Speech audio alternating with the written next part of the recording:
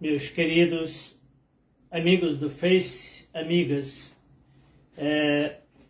ajustar aqui um pouquinho, você puder dedicar alguns minutos nessa tarde de domingo à explanação da palavra de Deus, como eu venho fazendo. Eu citava a Bíblia em ordem cronológica, de João Ferreira de Almeida, onde ele diz: aplicar a palavra de Deus é essencial, é primordial, é vital para o nosso relacionamento perfeito com Deus. Muitos acham que é orando, como aquela samaritana disse a Jesus: Senhor, nós aprendemos que devemos ir ao monte. Os judeus dizem que temos que ir à igreja. E Jesus vai dizer: mulher, eu te digo que vem a hora, já chegou, que nem no monte, nem na igreja, mas em qualquer lugar, porque o Senhor procura verdadeiros adoradores. E os verdadeiros adoradores adoram em espírito e em verdade. No seu quarto, na sala, no trabalho, na praia, onde ele estiver. Então é primordial colocar a palavra de Deus em prática. Ela é vital para o nosso crescimento espiritual, para conhecermos a Deus. É preciso falarmos com Ele, e falamos com Ele através da palavra. O Senhor Jesus, quando foi, Ele disse: eu enviarei o Espírito Santo e Ele vos ensinará em toda a verdade, vos guiará. E Jesus então acaba dizendo: Pai, santifica-os na Tua palavra, porque a Tua palavra é a verdade. Então esta palavra é a verdade de Deus. É a nossa única regra de prática e fé. E devemos estar praticando-a em nosso viver diariamente. Quando vamos ao trabalho, quando vamos trabalhar, quando vamos vender, quando vamos comprar. Devemos estar sempre aplicando a palavra de Deus, querido, porque ela é vital. Então não basta conhecer, decorar a palavra de Deus, né? Porque praticar a palavra é evidência de que estamos obedecendo a Ele. Ele diz: a dificuldade que muitos sentem na aplicação da Bíblia não está na própria Bíblia, mas está na incapacidade do leitor preencher a lacuna entre o passado e o presente, o conceitual e prático. Quando não podemos ou não fazemos isso, o resultado é secura, superficialidade, indiferença. As palavras da própria Escritura dizem: sede cumpridores da palavra e não somente ouvintes, né? E eu quero deixar um texto primeiramente para irmos lá para Isaías 42, que é o texto que nós temos usado para aplicar a palavra de Deus aos nossos corações, porque é onde Deus usou o profeta para que possamos louvar a Ele através da aplicação da palavra, né? Conhecer a Jesus Cristo, seu servo, a quem Ele enviou. Então Paulo, escrevendo a sua primeira carta aos Tessalonicenses, né? Ele dando boas informações a Timóteo, querido, eu vou ler aqui a partir do verso 1 do capítulo 4, quando ele fala a respeito do viver em santidade, agradando a Deus. Então ele diz: finalmente, irmãos, vos rogamos e exortamos no Senhor Jesus Cristo, que assim como recebestes de nós, de que maneira convém andar e agradar a Deus, assim andai, para que continueis a progredir cada vez mais. Então ele diz: de maneira que convém a nós crentes agradar a Deus, andando em espírito, não só vivendo.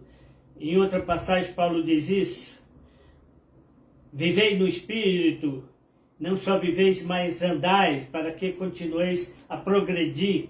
Porque vós bem sabeis que mandamento nós temos dado pelo Senhor Jesus Cristo, porque esta é a vontade de Deus, a vossa santificação, que vos abstenhai da prostituição, que cada um de vós saiba possuir o seu vaso, ou seu corpo, em santificação e honra, não na paixão de concupiscências. Concupiscência são desejos ardentes, irmãos, E eu abro um parênteses para dizer a você que, quando Paulo fala aqui de prostituição, ele não está falando somente do sexo, mas a prostituição dos pensamentos, dos sentimentos.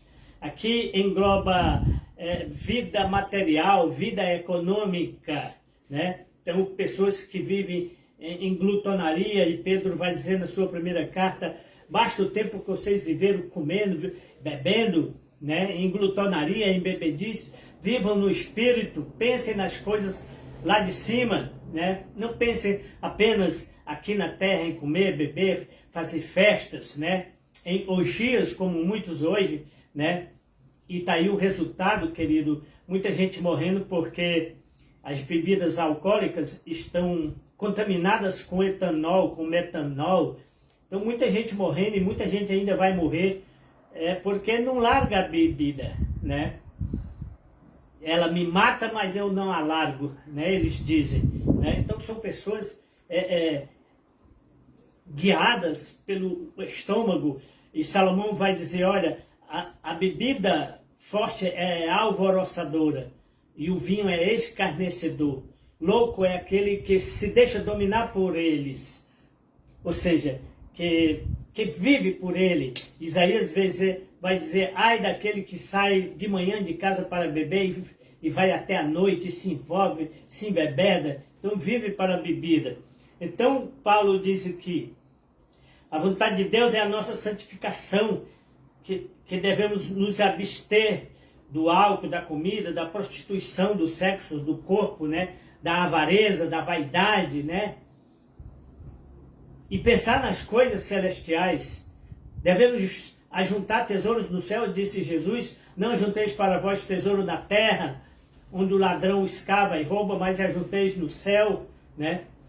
Então, ajuntar tesouro no céu é fazer a obra de Deus aqui na terra, obedecer a Deus e aplicar a sua palavra em nossas vidas. Então ele diz, não vivam em paixões, concupiscências, desejos ardentes, como vivem os gentios que não conhecem a Deus. Ninguém oprima ou engane a seu irmão. Então aqui Paulo aconselha que o crente não deve oprimir, que o crente não deve enganar seu irmão. Mas acontece que a gente vê muitos hoje enganando, irmãos, mentindo. Eu dizia outro dia para uma pessoa, eu conheci uma senhora em Brasília, eu tinha 20 e poucos anos, e ela detestava crente porque ela alugou uma casa para um crente pentecostal e ele pagou o primeiro mês, o segundo mês, o terceiro não pagou, o quarto não pagou, o quinto não pagou, passou 6 meses, ela teve que entrar na justiça, gastar dinheiro com advogado, e ele ainda levou a pia do banheiro, levou a porta da cozinha, e desteorou a casa dela, e ela ficou odiando o crente. Que tipo de crente é esse? Antigamente podia se confiar numa pessoa quando ele chegava com a Bíblia e dizia, eu sou crente. Hoje ninguém pode confiar, as pessoas estão usando a Bíblia como uma arma de refúgio. Na verdade eles querem aplicar um golpe, né? Comprar fiado e não pagar, alugar, né? e não pagar. Então Paulo diz aqui que o crente não deve enganar o seu irmão em negócio algum, porque o Senhor é vingador de todas essas coisas, como também antes já tenhamos dito, né, e testificamos, porque não nos chamou para a imundície, mas para a santificação. Então, o que é santificação, irmão? Santidade de vida. Hebreus vai dizer, busquemos a santidade sem a qual ninguém verá a Deus, sem a qual ninguém entrará no céu. Hernandes de Lopes ontem dizia, olha, nenhum pecado entrará no céu. Ninguém com pecado entrará no céu. Eu citei aquela parábola das bodas, em que o convidado entrou com as vestes sujas, e ele disse, olha, como é que você entrou aqui? Ah, entrei e fui convidado. Mas você não está vestido com as vestes nupciais. Você está com as vestes sujas. Então jogaram ele, prendam, amarrem-no, joguem fora nas trevas. E temos o exemplo de Josué lá em Zacarias, quando Zacarias tem aquela visão de Josué diante de Deus, e Satanás se opunha, dizendo, olha, Josué está em pecado, Josué está com as vestes sujas, e Deus disse, que tu tem com isso? Eu vou tirar as vestes dele, eu vou limpar. Então, meus queridos, a nossa confiança é em Jesus Cristo, no seu sacrifício, no seu sangue. Devemos lavar as nossas vestes no seu sangue.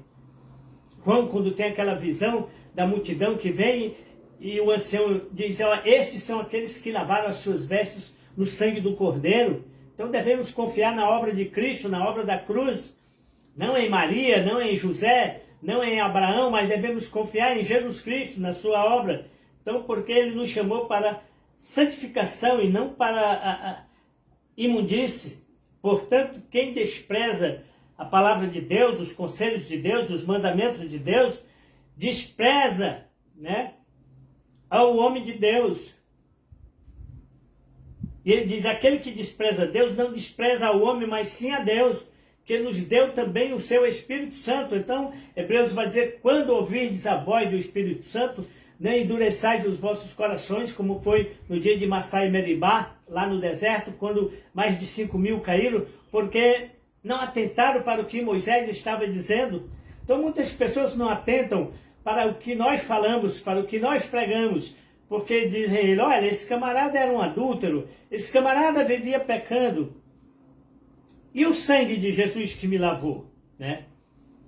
Tem um hino que diz, o sangue de Jesus me lavou, me lavou. O sangue de Jesus me lavou, me lavou. Alegre eu cantarei, louvores ao Senhor, ao meu Senhor Jesus que me salvou. Então o sangue de Jesus me lavou, ele me purificou. Isso me faz lembrar de um acontecimento aí com aquele cantor Kleber Lucas, que apostatou da fé, deu uma entrevista a Caetano Veloso falando, os crentes ficam falando que é mais salvo do que a neve, que o sangue de Jesus o torna mais salvo que a neve. Então ele deu risada, ele profanou a palavra de Deus, disse que isso é uma loucura, isso é uma mentira, que o sangue de Jesus não nos torna limpo. Olha, a minha pele continua negra. O poeta não está falando da cor da pele, mas do coração, da alma. Então, o sangue de Jesus nos purifica de todo pecado. Só o sangue de Jesus pode nos purificar de todo pecado. Então, eu encerro essa passagem de Paulo em 1 Tessalonicenses 4, repetindo o que ele disse, olha, mas ele nos deu o seu Espírito, quanto, porém, ao amor fraternal, não necessitamos de vos escrever, visto que vós mesmos estáis instruídos por Deus, que vós deveis amar uns aos outros. Este é um mandamento, querido. Paulo disse, a ninguém fiquei devendo nada, a não ser o amor com que devemos amar, porque o amor é uma dívida impagável. Jamais pagarei a minha dívida a Deus, serei devedor a Ele, sempre terei que amar. Então, o amor é uma dívida impagável. Cristo pagou ao próprio Deus o preço por nós. Então, adentrando em Isaías 42, querido, que é onde nós queremos falar da segunda parte, onde o Deus Todo-Poderoso usa o profeta Isaías para nos trazer essa questão aqui da palavra. Ele diz, olha, estes versículos são citados em Mateus 12, com referência a Cristo, servo escolhido, revela um caráter de gentileza, encorajamento, justiça, verdade. Quando você se sentir ferido, esgotado em sua vida espiritual, Deus não pisará em você, nem lhe deixará de lado como alguém inútil, mas lhe levantará gentilmente. Os atributos do amor de Deus são desesperadamente necessários no mundo de hoje. Por meio do Espírito Santo de Deus, podemos exibir sensibilidade a pessoas. Então ele continua dizendo aqui, tanto Israel quanto Jesus Cristo, né, o Messias, às vezes são chamados de servo de Israel, né? Tanto Israel, o povo de Deus, é chamado de servo como Cristo. Então nós somos servos de Cristo, né? Como eu dizia, Hebreus vai dizer, Cristo é a imagem de Deus e nós somos a imagem de Cristo. Somos servos de Deus, né? Fomos adotados por Jesus Cristo, né? Pelo sangue de Jesus Cristo, fomos comprados, como diz Pedro, não com ouro nem com prata, mas pelo seu precioso sangue. Então, parte da missão de Cristo na terra consistia em demonstrar a justiça de Deus, né? Luz para os gentios, por intermédio de Cristo, todas as pessoas têm a oportunidade de participar da sua missão. Deus nos chama para sermos servos, para servirmos. Eu falava da importância da lâmpada, da luz. Jesus Cristo disse: vós sois a lâmpada, vós sois a luz do mundo. Não se acende uma luz para colocar embaixo, mas em cima. A importância não está no pedestal, na altura. A importância está no serviço, na qualidade do serviço. Uma lâmpada, eu dizia, ela só clareia se você apertar o interruptor, se você utilizá-la, acioná-la. Então, o crente deve ser acionado pelo Espírito Santo, deve ser usado pelo Espírito Santo para alumiar a vida de todos aqueles que se achegam a Deus. Então, a partir do verso 10 até o verso 17, eu vou tentar fazer um resumo aqui para você sentir o quanto nós somos importantes para o Senhor e o quanto nós devemos louvar a Ele. Ele diz: cantai ao Senhor um cântico novo. O seu louvor estará continuamente em nossa mente, desde o fim da terra. Vós que navegais pelo mar, tudo quanto há nele, vós ilhas, vós habitantes, entre aqui ele engloba todo ser que respira, louva ao Senhor, está lá nos Salmos, né? Então toda a terra geme, toda a terra sofre, diz Paulo, por causa da poluição, por causa da corrupção. Então ela geme esperando um dia a apresentação dos filhos de Deus, né? Até que um dia os filhos de Deus sejam santificados e apresentados para cuidar da terra. Alce a voz no deserto. Verso 12. Deem glória ao Senhor, anuncie o seu louvor. O Senhor é todo poderoso, ele sairá como homem de guerra, despertará o zelo, clamará, fará grande ruído e sujeitará os seus inimigos. Então ele está falando aqui de Jesus Cristo, né? O Senhor Todo-Poderoso sairá como homem. Aqui está falando da humanidade de Jesus Cristo que era Deus e se fez homem, o Deus que se fez homem, homem de guerra, de zelo pela casa, pela justiça, pelo amor, pela bondade, pela misericórdia. Por muito tempo me calei, diz aqui Deus, o profeta sendo usado por Deus para dizer: por muito tempo eu estive calado, em silêncio me contive, mas agora eu darei gritos como aquela que está para dar a luz, e a todos assolarei juntamente, devorarei a todos. Ele está falando dos pecadores, daqueles incrédulos que não aceitam. Eu vou derrubar eles, eu vou destruí-los, né? E Deus por muito tempo se calou. Nós vamos ver isso em Juízes, livro de Juízes, onde diz: olha, a palavra de Deus era escassa. E depois Deus então começa a levantar Samuel unge a Saul, Saul comete pecado e Deus unge a Davi, né? Então ele diz: por muito tempo eu me calei, estive em silêncio, mas agora eu vou gritar. Os montes outeiros tornarei em deserto, toda a sua erva farei secar, tornarei os rios em ilhas e as lagoas secarei, guiarei os cegos por um caminho que nunca conheceram, fazei caminhar de veredas que não conheceram, tornarei as trevas em luz perante eles e as coisas tortas farei direitas. Você já viu esse ditado? Pau que nasce torto, morre torto, né? As pessoas dizem assim: a pessoa que nasce incrédula vai morrer incrédula. Deus está dizendo o contrário.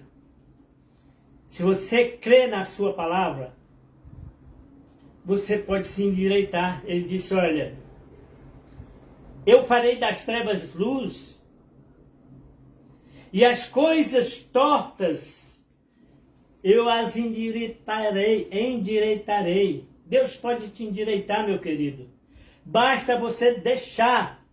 Você tem que se sujeitar. Você tem que se submeter ao Espírito.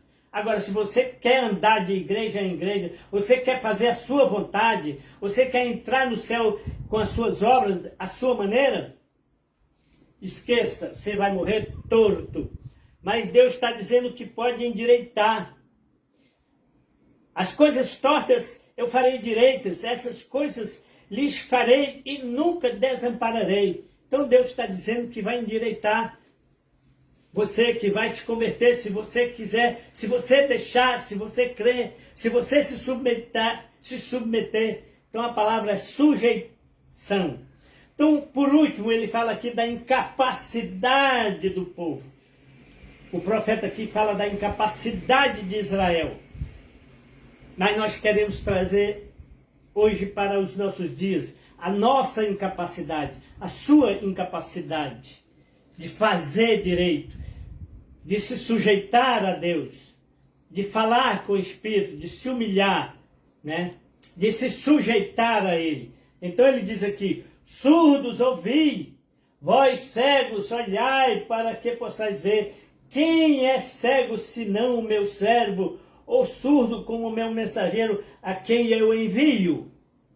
Deus está dizendo, vocês são cegos, vocês são surdos.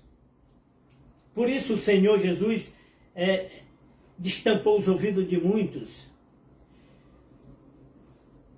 tirou a cegueira de muitos, né, de muitos cegos. Ele curou cegos, querido. Tudo isso são exemplos de que Deus pode fazer espiritualmente nas nossas vidas, não só fisicamente. Eu dizer, olha, Deus pode curar a tua doença, mas muito mais Ele pode curar a tua ferida, o teu pecado, sarar o teu pecado. Muito mais Ele fará pela tua alma, se você se entregar a Ele. Então Ele diz, quem é cego senão vocês? Quem é surdo senão vocês? Que escutam a palavra, mas vocês só vivem de oba-oba, de aleluia, glória a Deus, e não praticam a palavra. E não aplicam a palavra, né, de Deus. Tu vês muitas coisas, mas não as guardas. Está entendendo, querido? Quantas pessoas dizem, olha, minha mãe estava acamada, minha mãe estava com câncer, foi curada, etc, etc. Mas aquilo é apenas uma alegria passageira, porque em breve ela vai morrer. E as pessoas veem as curas, veem os milagres, mas não guarda como exemplo, né? Não guarda, né? Estava vendo ontem na televisão, esse mês de outubro, o tanto de gente lá em Canidé, na sala dos milagres, né? É só o que se fala. Então as pessoas se esquecem de Deus, só pensam nas coisas materiais, físicas, as coisas passageiras. Então ele diz, vocês não guardam a minha palavra. Ainda que vocês tenham ouvidos abertos, nada ouve. Seus ouvidos estão entupidos, embotados. O Senhor se agrada dele por amor da sua justiça. Engrandeceu-o pela lei e o fez glorioso. Está falando novamente de Jesus Cristo. Então, para finalizar, diz o profeta, mas este é um povo roubado, saqueado. Todos estão enlaçados em cavernas, escondidos nas casas, nos cárceres. São postos por presa de Satanás e de homens. E ninguém há que livre deles, né, por despojo, e ninguém diz restituir, ou seja, quem é que pode pagar a tua dívida? Quem é que pode pagar o preço da sua salvação? Jesus Cristo, servo do Senhor, Ele pagou o preço. Ele se fez maldição, Ele se fez pecado. Ele próprio, Deus, como diz Isaías 59, se vestiu com o manto da justiça e colocou o elmo da salvação. Ele mesmo pagou o preço. Ele se fez homem para morrer. Hebreus vai dizer, assim como os filhos participam da carne e do sangue, Jesus Cristo participou também e aprendeu pelas coisas que sofreu. E ele participou, querido, da nossa humanidade para poder morrer e pagar o preço dos nossos pecados. Então só Ele pode pagar, só Ele pode pagar o preço dos nossos pecados. Quem entregou Jacó por despojo e Israel aos roubadores? Deus está dizendo aqui, querido, quando Ele fala quem entregou Israel. Israel foi cativo no Egito, na Assíria, na Babilônia, né? Hoje Israel está guerreando com os árabes, né, que se dizem filhos de Ismael. Deus pergunta, quem foi que os entregou? Quem foi que os vendeu? Foi o próprio Deus. Paulo, quando vai falar da maldição, toda a terra geme por causa da maldição. E quem a colocou em maldição? Foi o próprio Deus. Maldita é a terra, Adão, por tua causa. Maldito tu és, porque pecaste, não obedeceste. Quem poderá quebrar esta maldição? Somente Jesus Cristo. Somente Deus, através do seu Filho Jesus Cristo, que pré-existia, que era pré-encarnado e se encarnou e se fez homem, como diz João, e o Verbo se fez carne e habitou entre nós, cheio de graça e de verdade. Então, ele pagou o preço, só Jesus pode pagar, e pagou o preço, né? Porque todos nós estávamos entregues aos roubadores.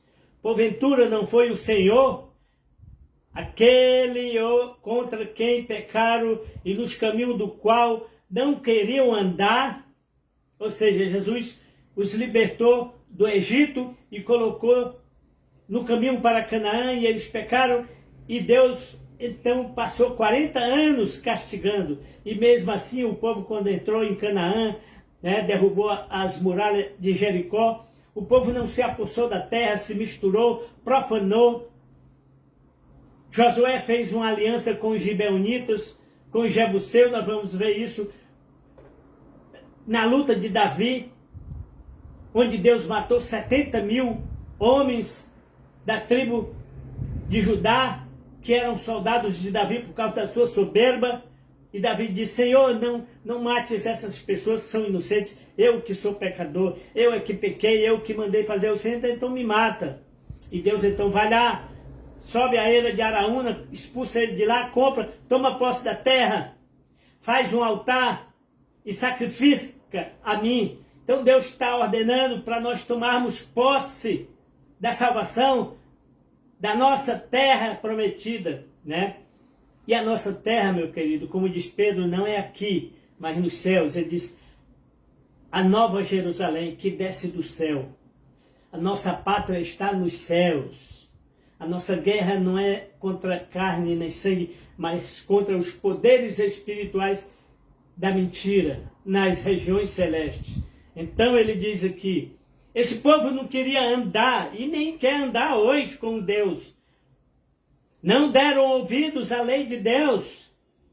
Então Paulo vai dizer aos romanos, naquilo que a lei estava enferma, doente, não podia salvar, Deus enviou o seu Filho em forma de carne, e carne pecaminosa, para que todos pudessem ser salvos pela morte de Jesus Cristo.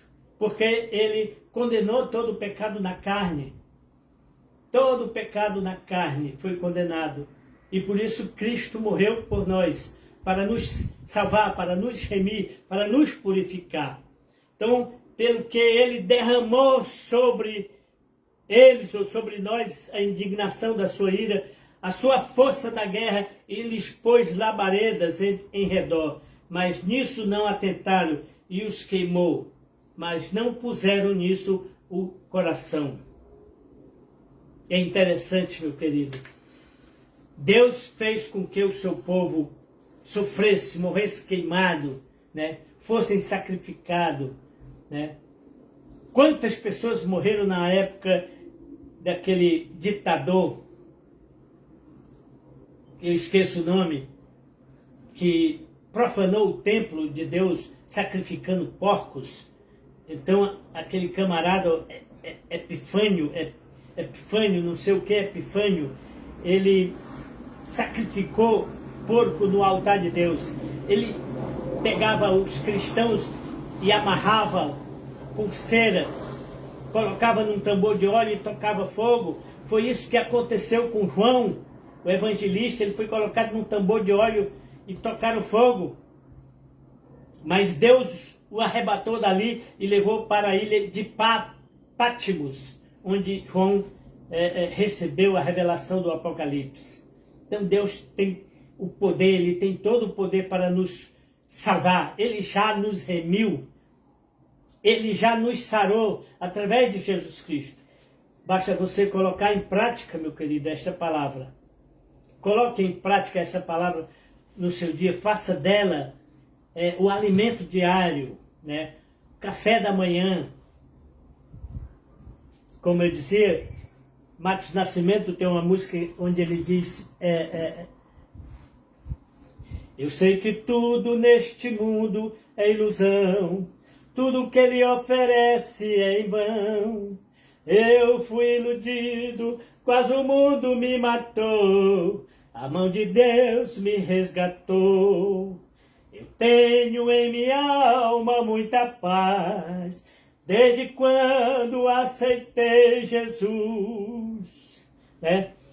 Ele é tudo para mim. Ele é o meu mestre, Ele é o meu Senhor, Ele é o meu Salvador. Ele é o meu alimento espiritual. Ele é quem me guia, Ele é quem me dirige. Ele é o Espírito Santo, querido. Quem é o Espírito Santo para você? Para mim, o Espírito Santo é Deus em mim. É a presença de Deus em mim. Não existe três deuses. Há um só Deus e Pai e um só mediador entre Deus e os homens, Jesus Cristo, o homem. Ele está a mim.